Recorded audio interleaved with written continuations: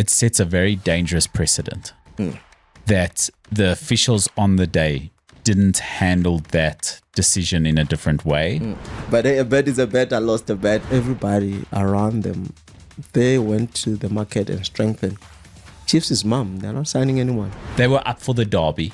City weren't up for the derby. Senegal shade Morocco in a controversial AFCON final, and Manchester is red ahead of Betway Premiership action returning as well. This is Black and White Boots.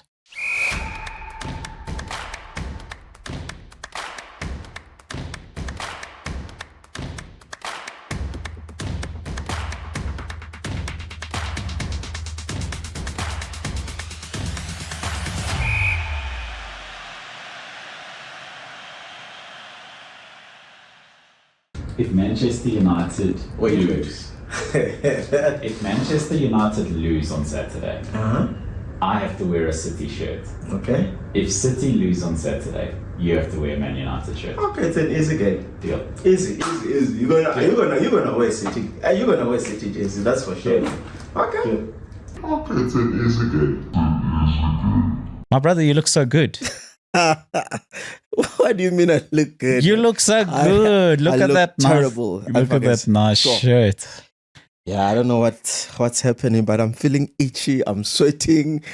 I don't know. To be fair, that era of Manchester United is similar to the City you've experienced in the last few years. Anyway, look, to be fair, that's a successful Man United shirt, at least. The sharp one, I know it was successful. That was a successful team. Cantona wore it, right? Cantona wore it towards the end of. Yeah, so that's very early David Beckham. Yeah, because it's even before Beckham was in the 7 shirt. Okay, so that's mid-90s, round about there, mid to late 90s. It's not. I think I make this jersey look good. I make it look good. Okay, I'll give you that. Not the other way around. I'll give you that. But if whatever I say today, guys, it does not make sense, it's because I don't know what's going on. I don't know why, but a bet is a bet. I lost a bet, and I'm wearing the jersey for the show. Before we get into that Manchester derby. Yeah. AFCON. Yeah. The tournament is now concluded. Senegal wins against Morocco in a KG final, the way finals normally are. Yeah, it's usually like that. And Morocco played a lot of their play down the left wing. Because Hakim was quite... Hakimi was quiet. Brahim was quiet. And that's the dangerous side of Morocco, right? Yes, so I think that right-hand side is the most dangerous side in African football. Now, Senegal played a good game. Don't take that away from them. Probably shaded in terms of performance. They were the better side over the course of the game. The way Senegal played good football, man. The way they find each other, when they've got the ball, compared to Nigeria that lost to Morocco.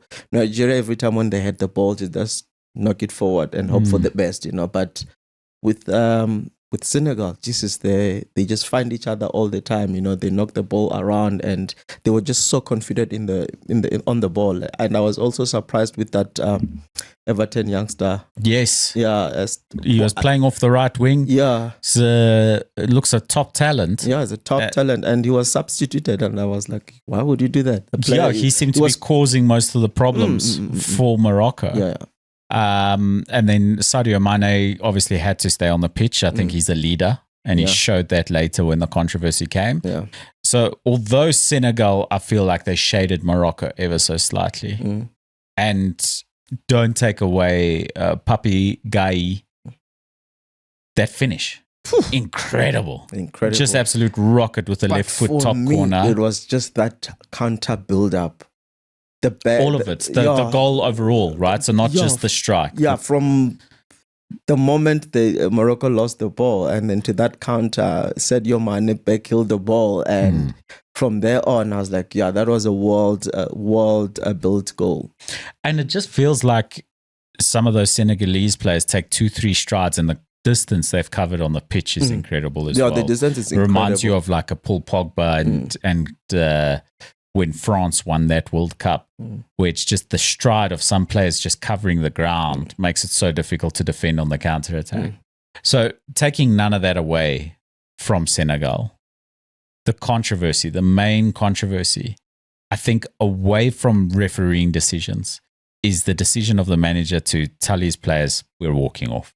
I think that's where the manager got it all wrong. He has to be the sound one. The players are emotional, which is understandable. And as a manager, you are there not to just manage their emotions, to manage the situations like those. And then for him to encourage and to be seen calling them out of the pitch, I think it was a bad side of football. He shouldn't have done that. I understand the players could do that, though it's not right. I understand they were emotional about certain decision. Their goal was disallowed, and they called in for VAR. VAR was not called in to verify the incident, and their goal was just disallowed. So their grievances, I think, are valid, but the manner in which they went about it, I feel like it was wrong. Though I completely understand, but the reality of the matter is it's not good for football. We always talk about how certain decision can be 50-50 depending on who's the ref, because at the end of the day, all these decisions are left for human interpretation. If ever, every time the decision go against you and then you walk out, we wouldn't have football. You have to sometimes absorb it. I understand it's difficult. It's football. It's a game of emotions, but I think it was bad for African football. It doesn't look good. It puts AFCON in a very, very, very bad light. And I wish that was not the case. And again, you look at what happened. Everybody's talking about that incident, as opposed to them talking about Senegal winning the AFCON for the second time. It's Absolutely. sad. And I just feel like it disrespected a lot of people. People travel across the globe to just watch this football match, and you decide to walk out. Though I understand, and I think their reasons might be valid to a degree, but I think they went about it the wrong way, in my opinion. I have two things to say about it, aside from the decision, because we'll get to that in a bit, where we'll analyze what we feel about each decision in isolation. Yeah. One, it sets a very dangerous precedent that the officials on the day didn't handle that decision in a different way. So we have to wait to see what retrospective action CAF are going to take on this thing. But I think it sets a very dangerous precedent that there wasn't punishment issued to a team for walking off the pitch. Yeah. Because this brings me to my second point, is this is an effective strategy in disrupting an important penalty taker. Yeah. Brahim Diaz, the poor guy, I feel for him. He took a very poor penalty, made a bad decision. Even Panenka probably look at him like, my boy, what were you doing? Yeah, what are you doing? At this stage of the tournament, like this. So he took a poor penalty. But how can he not be in his head at that point, waiting? What was it, 15 minutes? Yeah, almost 15 minutes of no football. So it was 10 minutes that they were off the pitch. It was 5 minutes just to make the VAR decision because the Senegalese players were all over the back of the referee during VAR. It was absolute chaos. Absolute chaos. So 15 minutes getting cold, no football, haven't touched the ball for 15 minutes, and you have to step up and take a critically important penalty with the last kick of the game in 90 minutes. Had that penalty be taken right as VAR makes the decision, all right, let's carry on, we go stand there, does he make a different decision? I think so. I think that is a strategy going forward. Let's walk off the pitch, show how upset we are, whatever, disrupt 10 minutes of flow, and then come back. And then whatever. We've gotten in the head of the player who has to take a penalty. Yeah, because psychologically they got into their head. Because the pressure now, what they've done, they just shifted the pressure back to Morocco, which is it's massive. Their host country is the last minute of the game. I think you're 100% spot on. And with that said, let's not take away the fact that this North African side are known to be bullies, in terms of trying to get a win at all costs. We know how they always bully the referees. They always want every decision to go for them and all of that. And that's why maybe some people are feeling like football won at the end of the day. I won't take it away from Senegal in terms of their quality, but for me, the referee, as soon as those players walked off the pitch, if I was the referee on the day, I'd say, take a penalty. Yeah. That's what I would have said. You've gone against my instruction. I've told you to bring your players back. Yeah. You're refusing to come back. Yeah. Mane is the one screaming and shouting, trying to get his players back. And we'll speak about Sadio Mane in a minute. Yeah. I've tried to get you back on the field. You've been off the field for nearly 10 minutes. Tell you what, take your penalty. Yeah. Is there a goalkeeper here? It's not my problem. Yeah. Take a penalty. Yeah. Look, and if he had done that, Morocco would have won. Then there would have been a whole big sob story controversy. But at the end of the day, that would show you the consequences of bad sportsmanship. Yeah. Like really bad sportsmanship, to be like where you've completely disrespected the referee's decision, the VAR's decision, etc. Let's go to the decisions now. Yeah. Because although I think both decisions were soft. Way soft. I think they were soft, but they're correct decisions. By the rule book, those were both fouls. Yeah. The one foul more so than the other. The disallowed goal, I think, is even softer than the one that was given. The awarded penalty. But the awarded penalty, I think the disallowed goal was even softer than the awarded penalty. Yeah, the goal should have stood, in my opinion. I think so, but it's a foul. Yeah. It's not an incorrect decision. Yeah, Let's put it that way. Yeah. It's one of those where I look at that and it's like, I understand that it's a foul, but it's soft. Yeah, it's and soft. that I wouldn't have given it on the day. Same as how we considered it. As Bafana. Right. Yeah. And I think when VAR gets involved in that one, you can't say, oh, VAR must turn that one around. The referee's decision on the pitch wasn't wrong. It was just a bit soft. Yeah. You know, like a player really should have been stronger. Shouldn't have been bullied like that. It's not that's part of the game. There is some touching and grabbing in the box, especially with a corner kick or whatever. So I think it was a very soft decision, but it's not wrong. And VAR was completely right to go with the on-field decision in that one.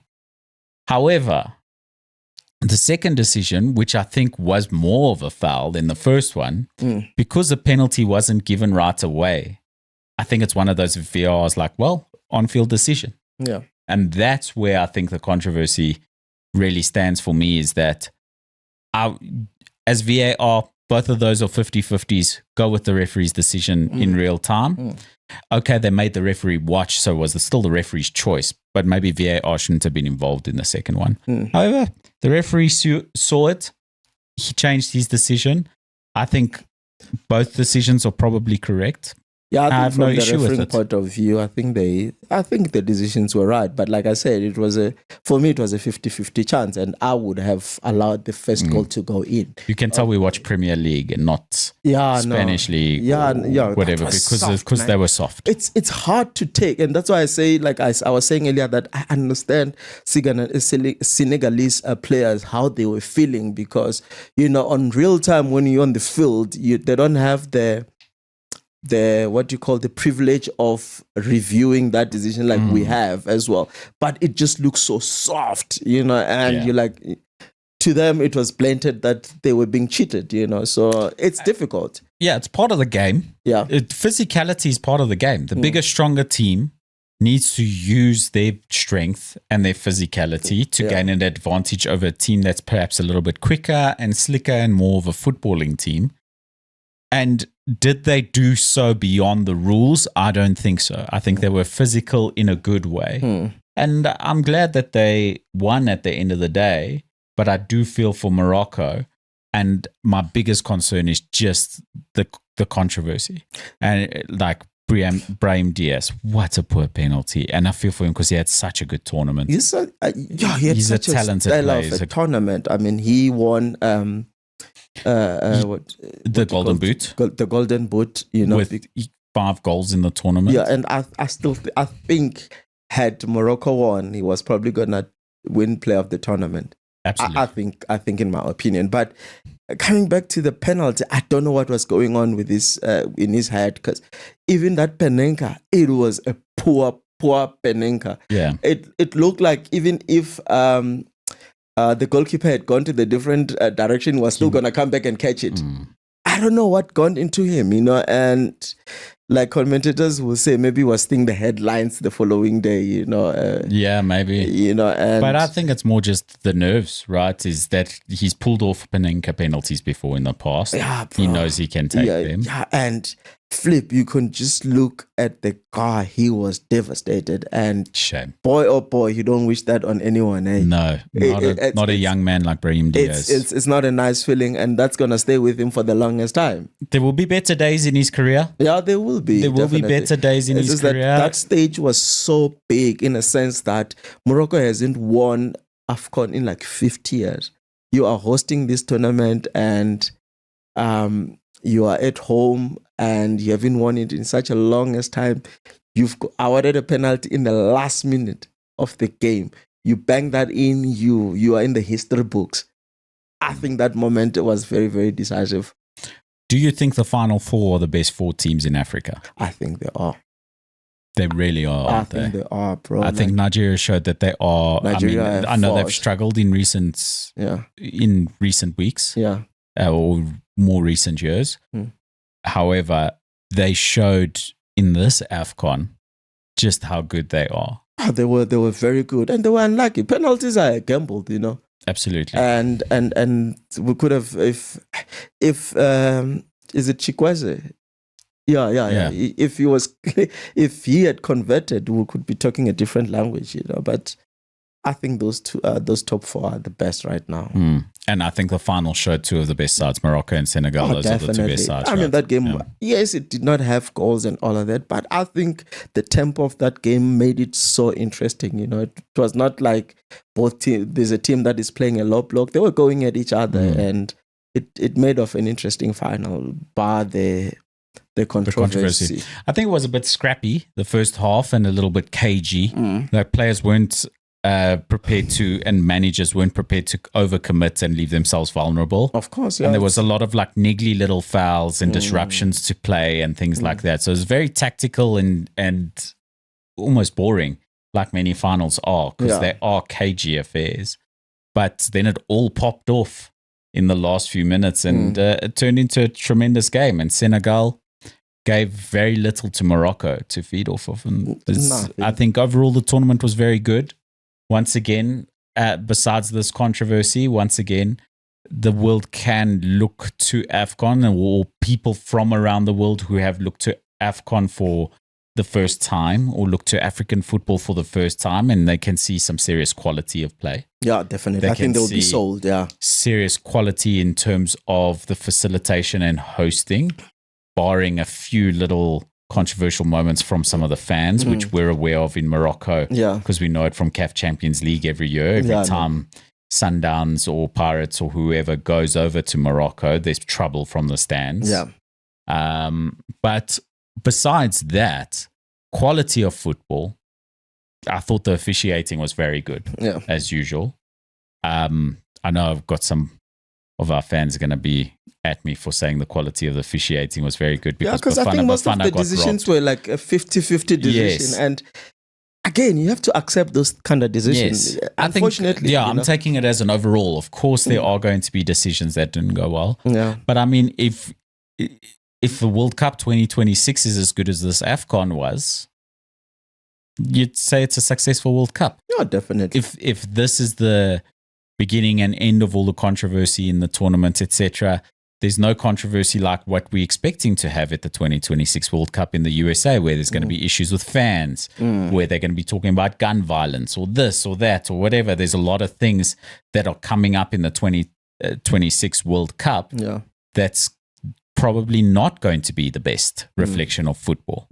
And I think that we can hold our heads high as Africans, I think as so too. football fans in Africa, and say AFCON is a legitimate, really good tournament. The quality of football is very high. And yes, the Euros are probably a step up. We know that. The quality of football at the Euros is tremendous, and the World Cup is going to be a step up.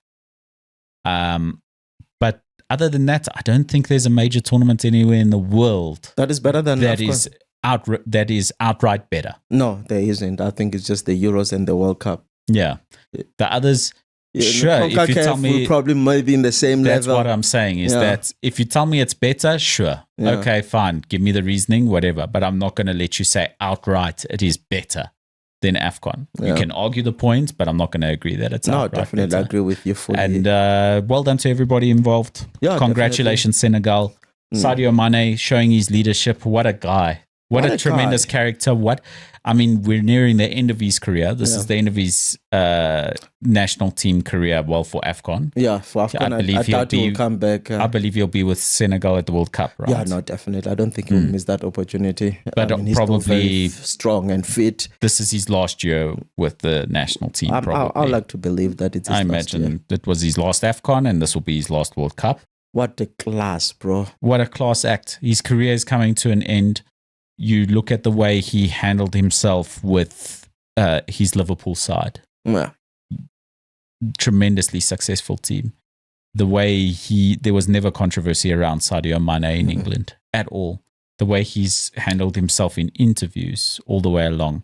What he does for his home country with the money that he's making. That man is a legend. His community development and all of those things. The selflessness that he's shown as a character.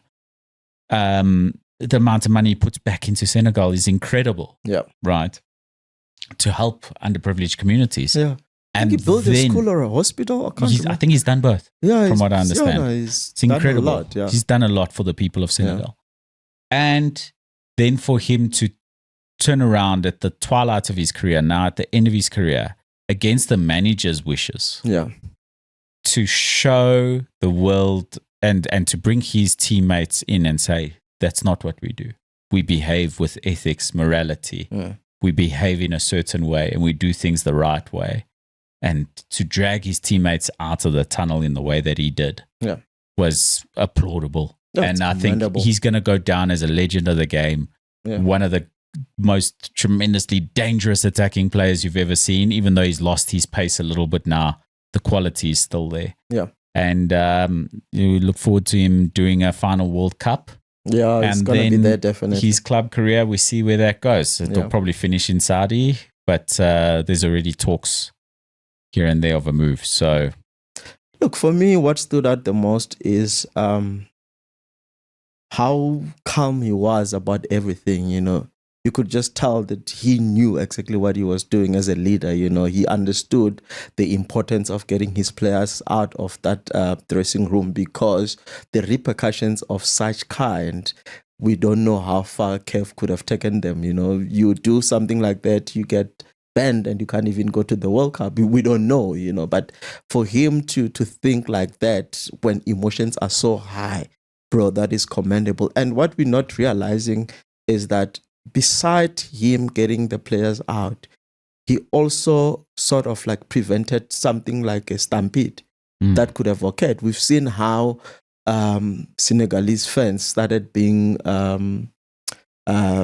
rowdy and disruptive and aggressive towards law enforcement there. And imagine had something gone wrong, you know, we don't know what was going to happen. We could be talking a different language. So Sadio Mane, the role that he played in that situation, bro, it's commendable. And I think it's going to go down in the history as one of the best. You know, it takes moments like that to see a great leadership. And I think Sadio Mane showed us that he's a great leader in that final, bro.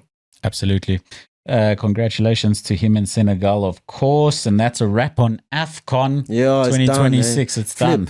So in another 2 years, we'll be back. AFCON'd out, eh? Hey, we were, to be fair, you and I, we were already like, it was done. Yeah, it was done. Look, we were enjoying the football, but we were just like, it's been too long now.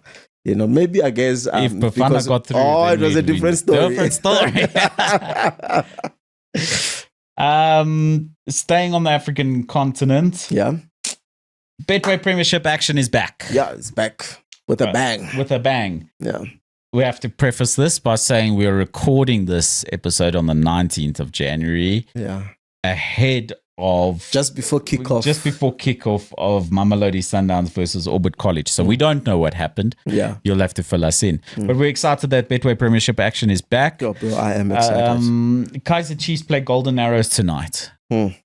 the break can't have been good for Kaizer Chiefs. And I'm going to get to another team that I think has benefited most in terms of the balance of this whole thing. But the break can't have been that good for Kaizer Chiefs. Definitely. But once again, Golden Arrows, similar break, similar situation. Similar situation, doesn't have a lot of, they don't have players in the Bafana squad, same as Kaizer Chiefs. So it's same setup. Same sort of setup. And they face off tomorrow night, 7:30. It's going to be a wonderful draw, that match. FNB Stadium, just a draw. Yeah, it's going to be a wonderful draw. Or what's happening with Chiefs that they're struggling to unlock teams? I don't know, bro. And you know what stresses me with Kaizer Chiefs, or maybe stresses is maybe a stronger word for a Pirates fan. What sort of like surprises me is that everybody around them, they went to the market and strengthened. Chiefs is mum. They're not signing anyone. And you ask yourself, if Mamelodi Sundowns, Orlando Pirates, who are on top of you, are strengthening, how are you hoping to catch them up? Maybe they believe so much in the talent that they have that they still think they can compete. But I would have believed that you go at the market and look for maybe one or two. I think honestly, players. They're not strengthening not because they think they're going to keep up now. Yeah. But I think it's a similar situation to Manchester United, which is always just, I suppose, what we're talking about, Kaizer Chiefs and Man United. There's so many parallels. Yeah. Is that they're not going to strengthen in this window because they're writing off this season. Yeah. They don't have the coach that they want. They're not going to invest money into the wrong players. Yeah. They'll wait for the summer and they're like, we'll compete next year. Yeah, which is frustrating because the season's written off in their eyes. I think, in my view, when I look at Kaizer Chiefs and I look where they are and I look at the league, I just still think there's still a chance. There's an opportunity. There's still an opportunity. There's still Nedbank to fight for. There's still Confederation Cup. There's still the league, If you play your cards right, you can find yourself in a very good position maybe to win one or two trophies. Yeah, absolutely. But look, we see how how the league turns out and how the rest of the season transpires for Kaizer Chiefs. But I think the CAF Confederations Cup should really be the focus. They've got a good opportunity to win that. They've got a good opportunity. That they're a strong side. Yes, they are they're in a group that is quite strong, but Kaizer Chiefs are not pushovers. Let's be honest. They're a big side, and I think they've shown us during Kevin Hunt's era that they can go all the way. And just need to find some goals somewhere. Just find some goals somewhere. Find a way to score some goals. Sekhukhune United versus Stellies also tonight, Tuesday night, and there's something in particular that's interesting for this one. That they at the Peter Mokaba Stadium against the struggling Stellies side who continue to struggle in the Betway Premiership. Hopefully this break's been good for them because we don't want to see now. So we don't want to see Stellenbosch FC disappear. Yeah, look, it would be sad because it would be like another super sport gone. Those teams that have got like good foundations and whatnot. Yeah, and of course, good luck to Coach Gavin. Gavin, and turning he these signed things around. We know. Yeah, Tekofatso Mabaso from Orlando Pirates is moved over to Stellenbosch on a loan, and I think it's Musa Libusa, Mamelodi Sundowns defender, is also on the other side. Is also I think he's been assessed or he's been signed on loan. So he is strengthening, and Kevin Hunt. Is a well-known brand in South African football. And, absolutely. And we know what he can do, what he's capable of. We know what he was doing with Durban City until he was released. So I think Stellenbosch are gonna be safe. I think. I hope so. Sekhukhune United, however, what I found interesting about that fixture is it's a Tuesday night fixture. Yeah. Saturday. Yeah. They face up against Orlando Pirates. So Pirates travel to Sekhukhune on Saturday. That's right. Yeah. So, of all the oppositions you want to face on Saturday after having a tough game on a Tuesday night, that's the one you don't want to face off with. And speaking of this break being good, this break being bad, etc., timing couldn't have been better for Orlando Pirates. The players went out, had a run with the national team, and left the tournament early enough. It's not like they finished on Sunday. No. They left the tournament early enough to rejoin the team. Yeah. And they've played some competitive football and had a bit of a break. Yeah. I think they're best suited to go on steamroll the league from here on out? I'm hoping, bro, because it can go either way, and you're going to a Sekhukhune that gave you a problems. I mean, Pirates lost to Sekhukhune in the beginning of the league. Those, I think it's those 2 losses. One of them it's Sekhukhune, and you're going to a team that took points away from you in the first round. You haven't played. It's just your first game after the break. So a lot can go wrong for Orlando Pirates in that game. But I'm hoping that they can just bulldoze their way in and grab those 3 points, because anything less than 3 points for Orlando Pirates, I think, is not good enough in a way, because before the league took a break, I mean, Pirates was just like on a roll, and they want to keep that momentum, and it's very important to win those games. As things stand, as of the 19th of January, Orlando Pirates ahead of Sundowns on the log by 2 points. That might be different by the time you will watch this. Yeah, of course. On the 20th of January. Sekhukhune United on 25 and Kaizer Chiefs on 24. Pirates having played less games than everybody else in that setup. And by the time Saturday rolls by, they'll have 2 games in hand on Orlando Pirates. So a win against Sekhukhune United would be big for them. So, look, best of luck. And we hope you're all as excited as we are for the return of the Betway Premiership action. About it. It's felt too long. Yeah, it's been too long. It's been too long. And I think if the Final were in AFCON, we'd be fine. Yeah. We'd be surviving it, whatever. And luckily, there's been some Premier League action for us to watch in between. Yeah. But that's... I think that break came when Betway Premiership was just heating up, It was getting like hot. Easy for you to say as a Pirates fan. To be honest. Yeah, no, for sure. To be completely fair. Yeah, no, it was getting good and juicy for Pirates fans. Yeah. Look, I think the final game was the final, So, yeah. Yes, it was the Black Label.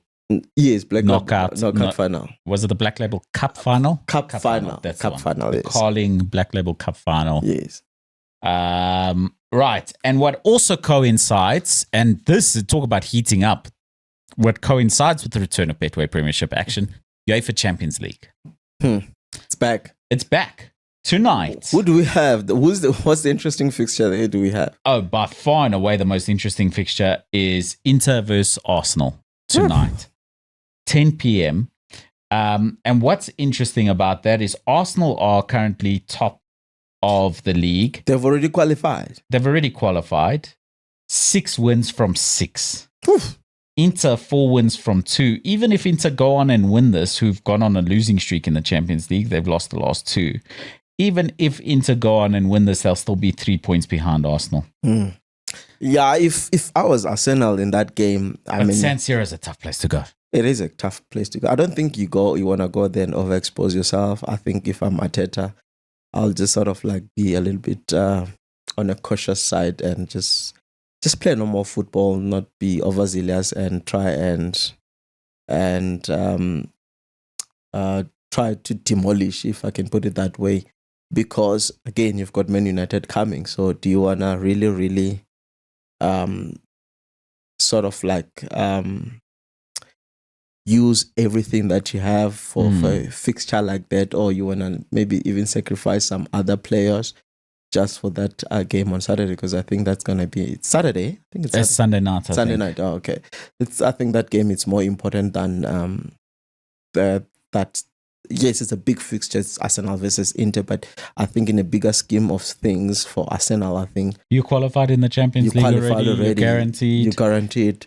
The league is more important right now to focus on it. So I think maybe sacrifice your spine. Sunday night. So the gap between Tuesday night and Sunday night is at least a decent gap for Arsenal. Yeah, no. Man United will have a few more days to recover because they're out of all competitions except for the Premier League. And they're on a high after beating Manchester City, which we will get into. Another standout fixture is Tottenham Hotspur versus Dortmund.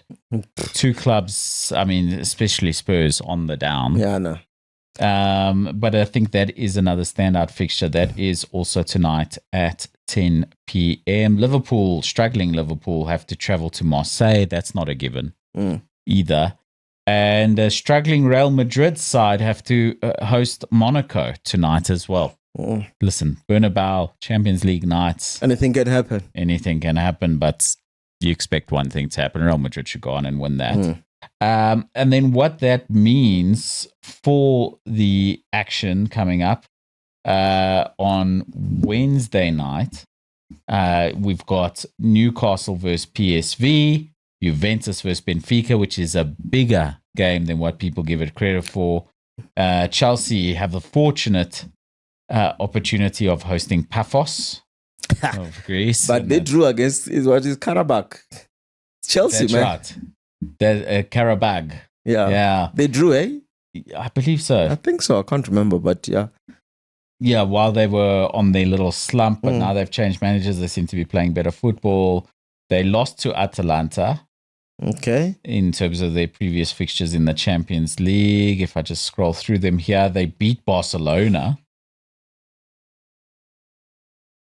So, yeah, which Chelsea's going to show up, as we've been saying all season long. So they drew against Carrick. They drew 2-2. That's right, on the 5th of November. Yeah.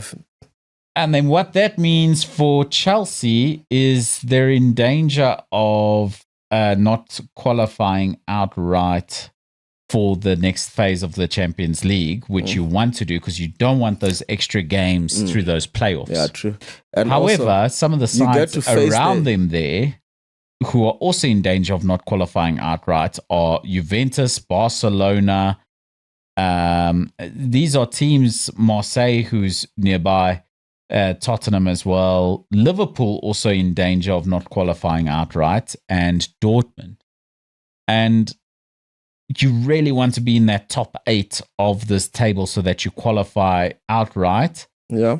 I don't think that Arsenal are guaranteed a spot as yet because they technically could finish 9th still, technically, but it would take Liverpool winning both games, Arsenal losing both games, and a swing of 13 goals in 2 matches. I mean, they almost qualify. guaranteed. It's guaranteed. Yeah.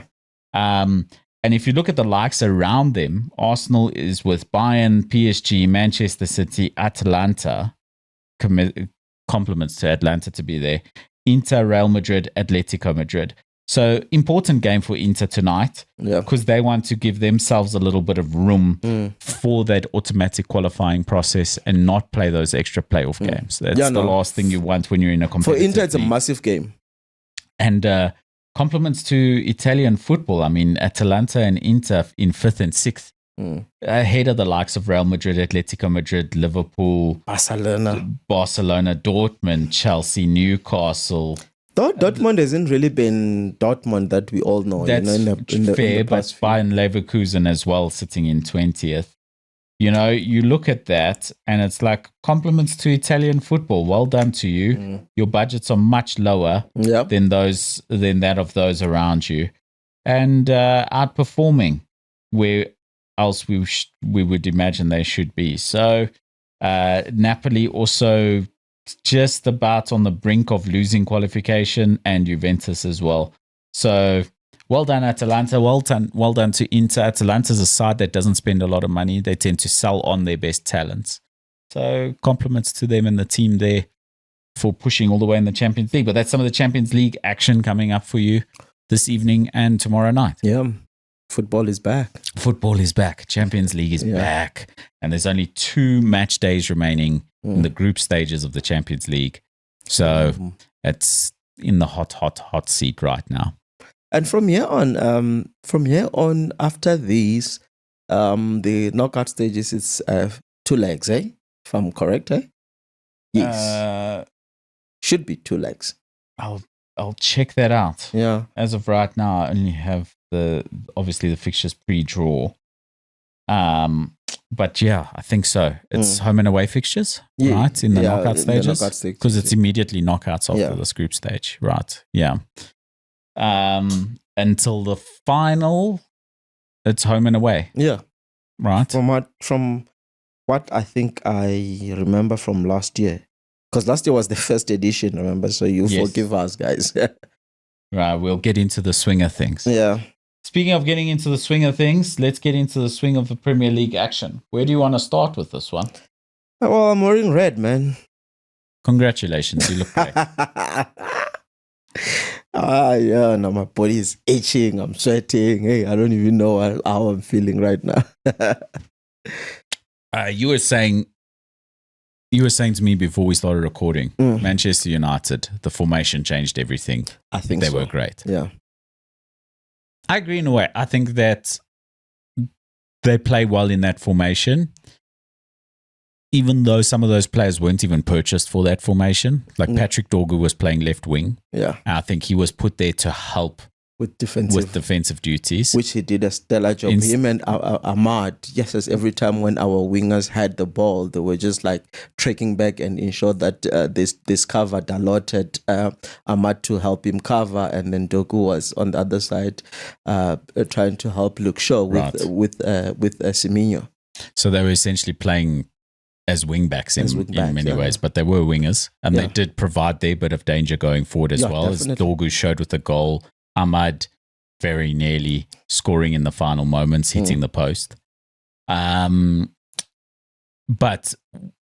this formation has been particularly good for one player, and that's Bruno Fernandes. Of course, he gets to be enterprising. He gets to play in a role that he enjoyed. His creativity comes out, and we see, and that. Excuse me. Then you ask yourself, what was Ruben seeing that he couldn't even change?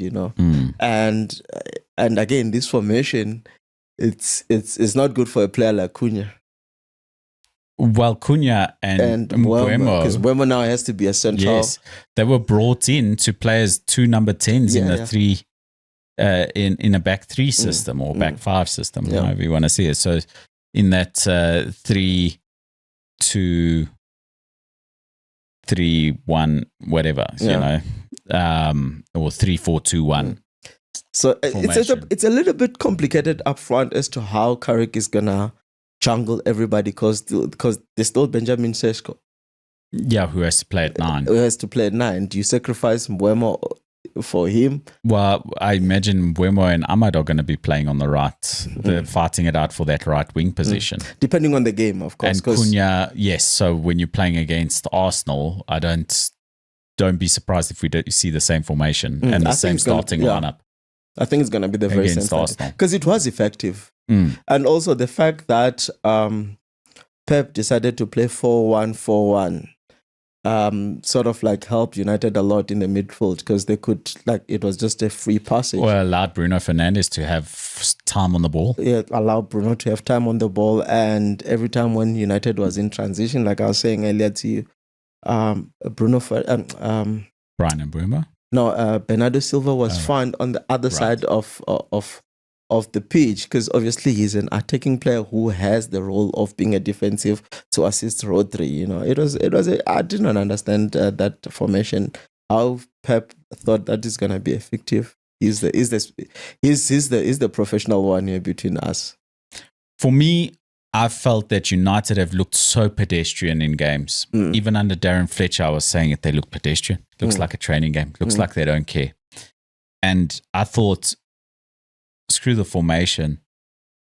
What player did what well, whatever. Man United worked hard in the Manchester derby. They wanted it. They wanted it. Yeah. They wanted it. And I'll tell you what, wouldn't matter if you had 3 at the back, Ruben Amorim as coach, Michael Carrick, Bruno Fernandes playing in midfield or at number 10, whatever. When every player on the pitch wants it, the way that Manchester United wanted it on Sunday, if they play like that every week with that level of determination, they'll find themselves at the top end of the league. Yeah. Would you say it was just a derby adrenaline? Maybe it's that. That's my concern, is that they were up for the derby. City weren't up for the derby. They wanted to win the derby. And I wonder if that same spirit and drive will be there next week. And if it is, great, because who's to say they won't beat Arsenal if they play with the same passion, power, intensity, creativity, focus, drive, if they play with that level of it, because Man United have been so poor in terms of playing with intensity, playing with determination. It looks like a training game most weeks that you watch Manchester United. But we've seen this before. We've seen this before. But if they do that against Arsenal, great. But then the real show is if they do this after that. Yeah, with the so-called smaller teams. Exactly. Because it's one thing to show up against City. It's one thing to show up when you're playing Arsenal. But in 2 weeks' time, Manchester United have to play Fulham on the 1st of February at Old Trafford. Are they going to play with that same hunger and determination, or are they going to be lackadaisical again? And that's going to mean everything. Of course. If in this league, in the Premier League, you have to play with that level of determination, courage, intensity every game. And if Man United aren't going to do that, it doesn't matter who the manager is. It doesn't matter what the formation is. That's everything, is that these footballers have come in for big money and they're good enough. They really are. The quality of those players is tremendous. Yeah. You look at Casemiro. He really is a top player, and I thought he was probably man of the match on Sunday. He had a good game. He bossed that midfield. He bossed that midfield without needing the help of Kobbie Mainoo as much, which freed up Mainoo a little bit because he was around. He was all over, Mainoo. He was all over, assisting even on the left-hand side, sometimes even on the right-hand side. I thought Mainoo did a tremendous job in that free role, slipping back into defense like we saw Bruno doing in the 3 when Ruben Amorim had as a deep Belaya midfielder. He'd slip into the back line and receive the ball and start to dictate play from deep. And I thought Mainoo did a great job from there. And he was going to be one of the beneficial of this new system, I think. And then, yes, he's going to be the biggest. Has to become to stabilize. Bruno and Mainoo are the biggest winners from this system. Yeah. Because I think Mainoo just gets the opportunity to find himself in the team because I think he was competing with Bruno for position because he had to. That was the only way you couldn't fit both of them in that side, in that system. Yeah. And I think Lisandro Martinez and Harry Maguire looks like a good partnership. They played very well together. Look, the fun thing about Harry Maguire is that he will give you 110. Absolutely. He really tries. He will give you his best. Right. So the biggest losers in this formation is what we were talking about last week, where we were saying the biggest losers is that there's 4 other centre-backs in this side that you have to find space for. Lenny Yoro, Aiden Heaven. If Maguire and Lisandro Martinez are both fit, do you go with Lenny Yoro? Do you go with Aiden Heaven? Do you go with Matthias de Ligt? Yeah, it's gonna be, it's not only there at the back, because even in the front as well, because you still have Benjamin Sesko is now being sacrificed because Mbeumo is now playing at 9. Xerxes, I guess he might as well go because I don't think there's is he going to catch a game at number 10? I don't think so. I think Mason Mount is the preferred number 10 to replace Bruno Fernandes if ever need be. Yeah. Or one of the wide positions, or to just support the striker if you're going to change things a little bit. Mason Mount is preferred.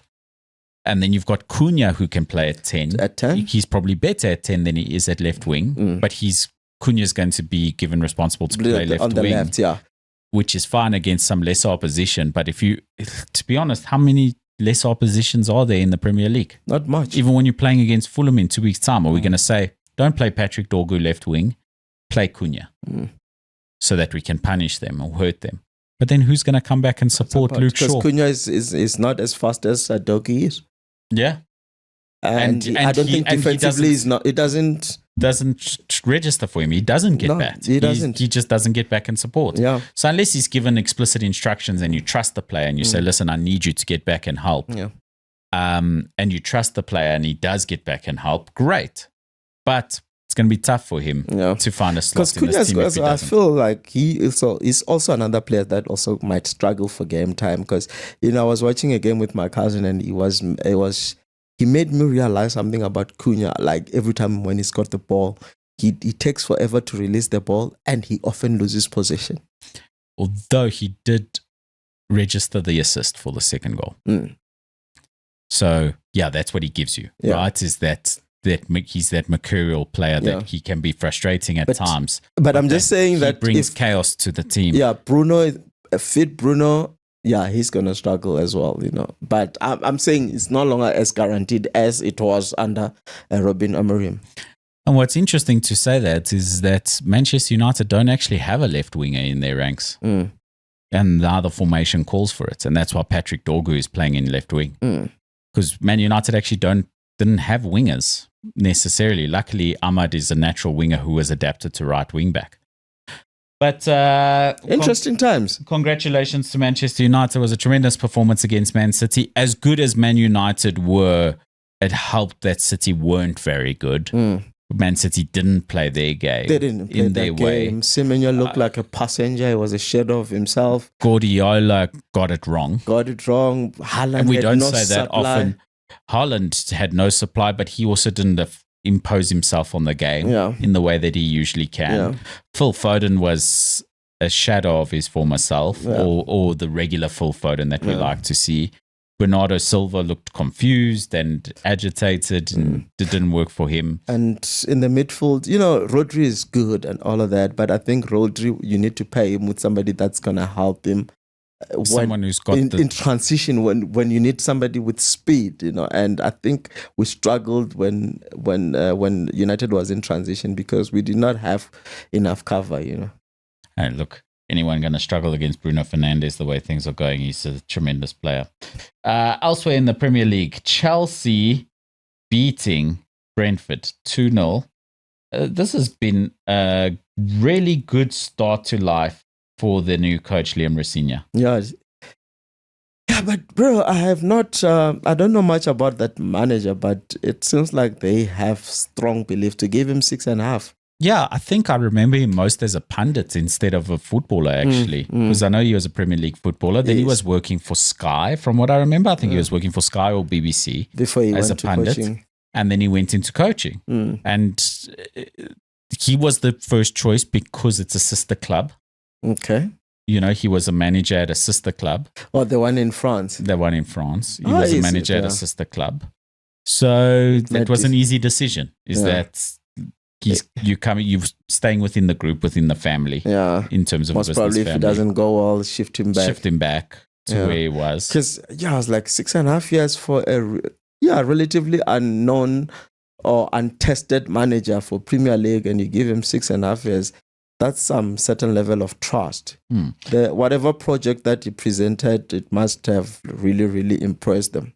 But they look more stable. I know that they had the fixture in the Carling Cup against Arsenal that didn't go their way, where I think they lost 3-2. I think Garnacho scored 2 goals.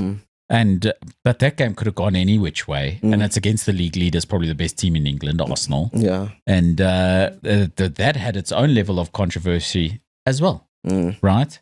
So it looks like incremental improvement for Chelsea, just in terms of consistency, because I don't think they were. It sounds like I'm criticizing Enzo Maresca. Yeah, because I think Enzo Maresca is a top manager. Oh, well, he won them a lot. He won them a lot, and he did a really good job in a short space as well. So very interesting stuff, but I think they're going to be more consistent now. But you know what they say about a new broom, eh? But anyway, sweeps clean, it's looking like it. Yeah. Speaking of sweeping managers in and out, Liverpool with a draw against Burnley. I think Slot is done, bro. Thomas Frank as well. He lost to West Ham. Those two managers must be looking over their shoulder. Like, I think just waiting for the phone call to happen. Yeah, I think Slot is done. I think would he finish this season? I doubt it. Bro, he drew against Burnley. And you know what is actually the biggest nail in his coffin? That Real Madrid sacked Xabi Alonso. Yeah, and Xabi has been in the radar of Liverpool during the days of Leverkusen, and he played for Liverpool. And there was rumors of him having an agreement that he could leave Leverkusen, but only for 2 clubs. Yeah, Madrid or Liverpool. Yeah, I think Slot is done. But what do you do as Liverpool? Do you allow him to go now, or you let him wind down the season and bring Xabi now? I'm against that. Eh? Bring him now. You guys did it, and look how it turned out. Bring him now. Bring him now. Let him settle with the last few games left. Bring him now. And he's got quality, bro. I don't know why he's struggling so much. Liverpool are so directionless. It's not like you saying I was against the Ruben Amorim move when they timed it the way they did, because they took him away from Sporting. that which was doing well. Yeah, you need which a was team difficult and whatever. You want to bring him in, let him bring his players in the summer, etc., etc., etc. Liverpool's just spent a bunch of money. They're not gonna even if he comes at the end of the season. I don't think they're gonna have like a big budget to go again and They'll bring spend. maybe a couple centre backs, but they're only going to do that in the summer anyway. If Konate leaves, well, I think he's gone. Yeah. If you're going to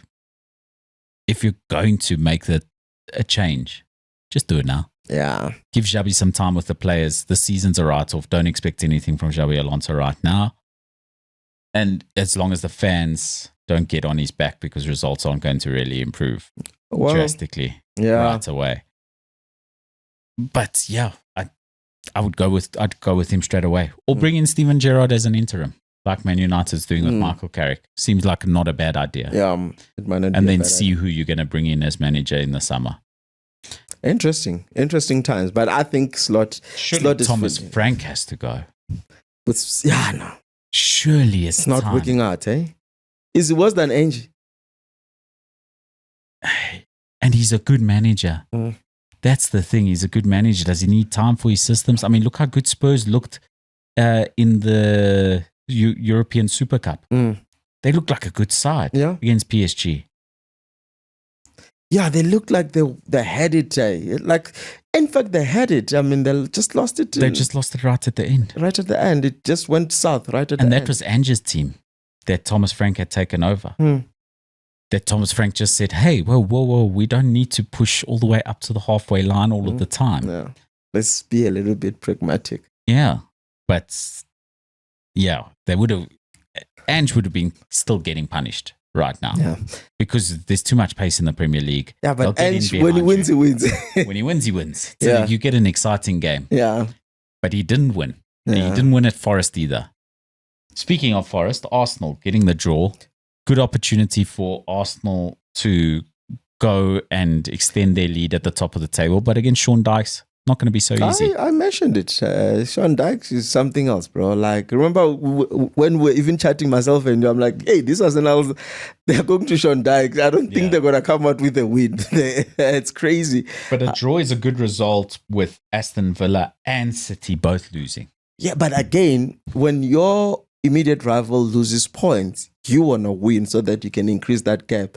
Because now, had they won, the gap would have been 9 points. Now it remained at 7, right? Yeah. 7 sounds like it's a lot, but it just takes them to lose one game and draw one, which is still highly probable with the fixtures that they still have, because they still have to play Manchester City, they still have to play Manchester United. And in those 2 games, you don't know what's going to happen. I think they missed an opportunity, and I hope it doesn't come back to bite them. Because I can tell you now, if... Do you hope it doesn't come back to bite them?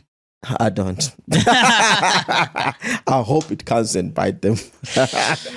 Right, so let's just do a quick look at all of those fixtures coming up, because I think we've overanalyzed some of the games that have passed, and if there's anything there that we've missed, it's not a big deal. So coming up, of course, the big game, Sunday Night Football, Arsenal hosting Manchester United. Big game. Yeah. Arsenal should be favourites for that fixture. They are at home. They are the best team in England. But Man United, with that new Michael Carrick manager bounce and a few extra days rest because they don't have Champions League commitments, might just show Arsenal a tough fixture. Man City hosting Wolves. That's not a given anymore. It's not. They Wolves are unbeaten in the last 4 or 5. They're just not winning. They're just not really winning. They've won 2 games and they've drawn 3.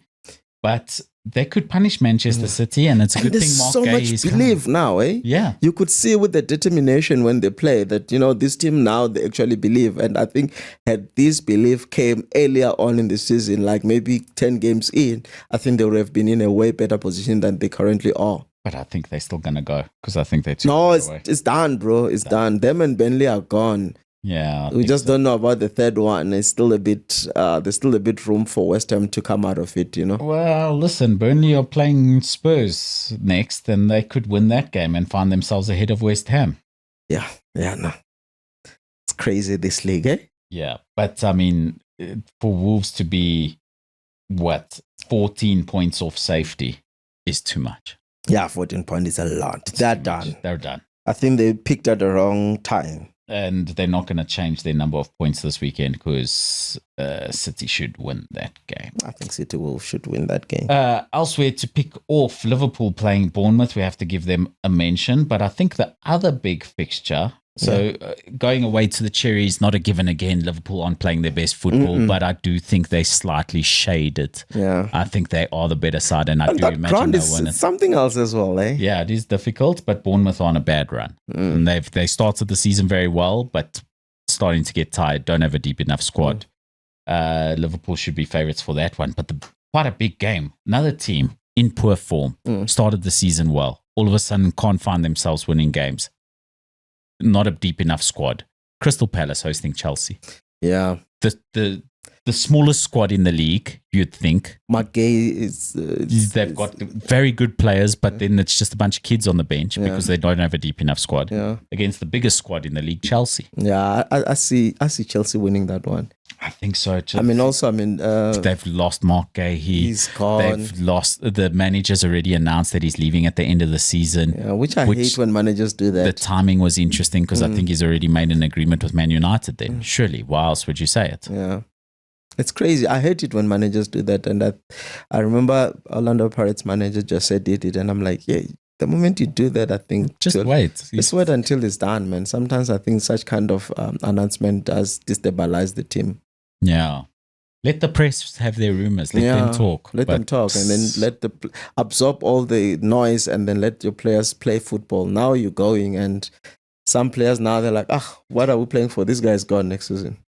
Well, my brother, thank you very much. You look great. So the torture is coming to an end now. Oh, flipping hell. I'll let you change back into a pirate shirt. Yeah, no, definitely. Thanks, brother. No, thank you so much, man. And I lost the bet and hey, I'm a good sport. You must give me that. Hey, credit to you. To you, brother. I'm Marco Martins. I'm Musuphi. This is Black and White Boots. Danko. Danko means thank you.